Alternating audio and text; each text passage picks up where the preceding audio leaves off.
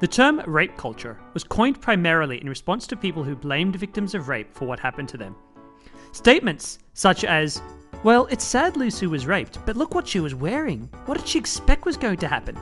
Men just can't help themselves, so they can't be blamed." This is a disturbing sentiment that can make the blood boil, and I completely understand why the term rape culture came to be. However, in the last 5 years, I've watched the term cover an ever larger portion of the general population. We now read articles where the term rape culture is also applied to the mother who lovingly says to her daughter, "Sweetheart, don't wear that short dress. What will the boys think of you?" Or to a teenage boy in a locker room bragging about how he made out with 2 girls the night before and how they both totally wanted him.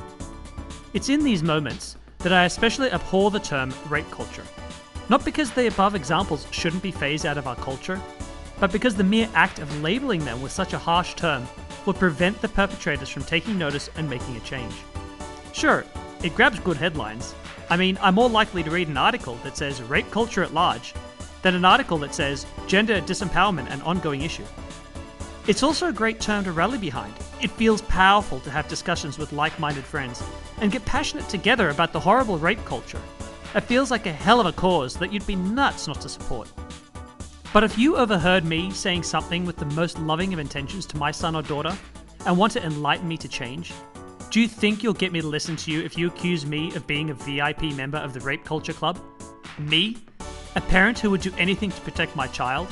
To compare my loving words to a child with a crime that's second in the list of evil crimes only perhaps to child molestation? I will recoil. I'll switch off and I'll stop listening. I'll create a complex argument why you're all wrong. Anything to stop a person trying to compare me to the word rape. I'm a huge advocate of a healthy shift in society's views towards both female and male sexuality. But if we want to call people horrible names along the way and hope they pay attention, then we aren't going to get very far. In fact, we will likely make the problem worse. Why? Because few things create shame like comparing a person to a rapist, and nothing disempowers a person like being shamed. Shame causes people to recoil, switch off emotionally, and get locked into old habits. If I've made you feel ashamed about how you talk to your child by likening it to the word rape, then you're less likely to listen to a more conservatively worded advice in the future if it sounds in any way similar to my earlier rape culture accusation. This means that every time you use the term rape culture directed at a person, you are potentially inoculating them against hearing your message both now and against hearing it in the future, even when it's worded less harshly. Let's be smart about cultural change.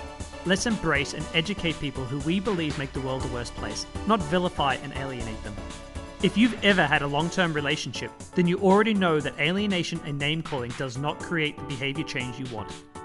I know this video is different to many of my others, but as well as being a dating coach, I'm hugely passionate about both men's and women's rights and sexual health, which is what inspired this animation.